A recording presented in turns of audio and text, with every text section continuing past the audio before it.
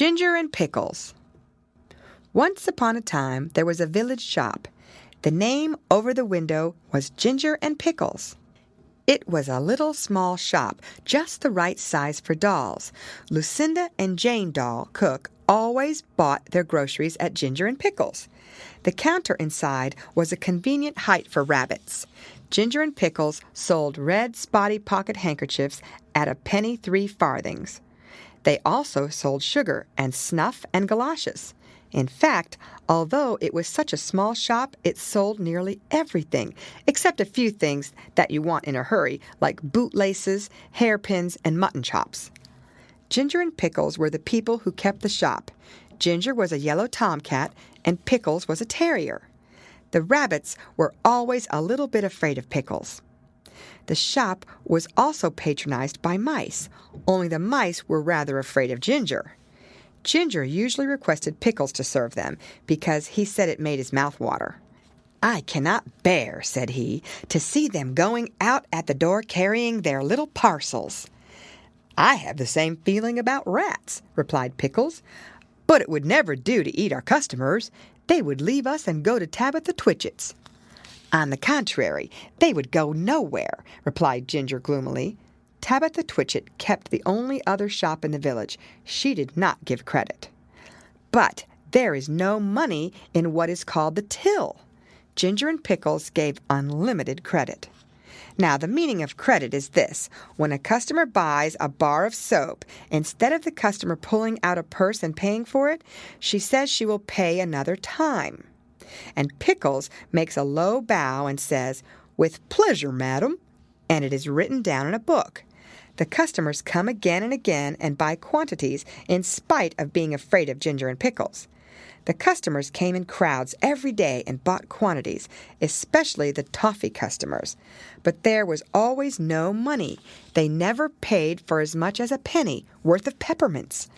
But the sales were enormous, 10 times as large as Tabitha Twitchit's. As there was always no money, Ginger and Pickles were obliged to eat their own goods. Pickles ate biscuits, and Ginger ate a dried haddock. They ate them by candlelight after the shop was closed. "It is very uncomfortable. I am afraid I shall be summoned.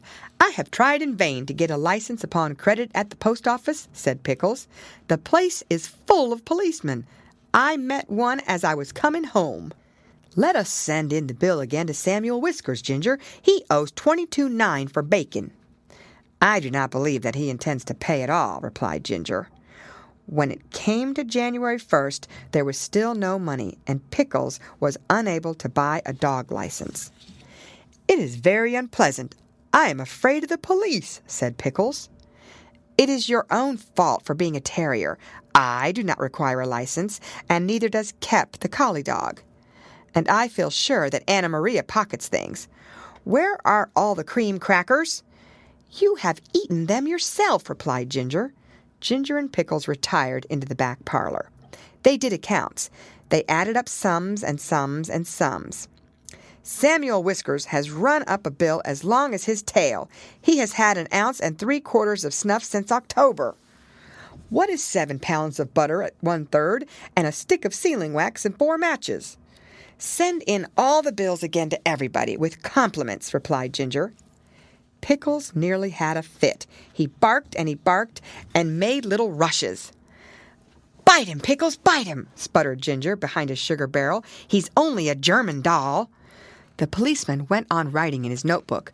Twice he put his pencil in his mouth, and once he dipped it in the treacle. Pickles barked till he was hoarse, but still the policeman took no notice. He had bead eyes, and his helmet was sewed on with stitches. After a time they heard a noise in the shop, as if something had been pushed in at the door. They came out of the back parlor. There was an envelope lying on the counter, and a policeman writing in a notebook. At length, on his last little rush, Pickles found that the shop was empty. The policeman had disappeared, but the envelope remained. "Do you think that he has gone to fetch a real live policeman? I'm afraid it is summons," said Pickles. "No," replied Ginger, who had opened the envelope. "It is the rates and taxes. £3 19 11 3/4. Pounds are British money, the 19 is shillings, and then pence. "This is the last straw," said Pickles. "Let us close the shop." They put up the shutters and left, but they have not removed from the neighborhood. In fact, some people wish they had gone further. Ginger is living in the warren, game preserve for rabbits. I do not know what occupation he pursues. He looks stout and comfortable. Pickles is at present a gamekeeper. After a time, Mr. John Dormouse and his daughter began to sell peppermints and candles. But they did not keep self-fitting sixes, and it takes 5 mice to carry one 7-inch candle. The closing of the shop caused great inconvenience. Tabitha Twitchit immediately raised the price of everything a halfpenny, and she continued to refuse to give credit. Of course, there are the tradesmen's carts, the butcher, the fishman, and Timothy Baker. But a person cannot live on seed wigs and sponge cake and butter buns, not even when the sponge cake is as good as Timothy's. And Miss Dormouse refused to take back the ends when they were brought back to her with complaints. And when Mr. John Dormouse was complained to, he stayed in bed and would say nothing but very snug, which is not the way to carry on a retail business.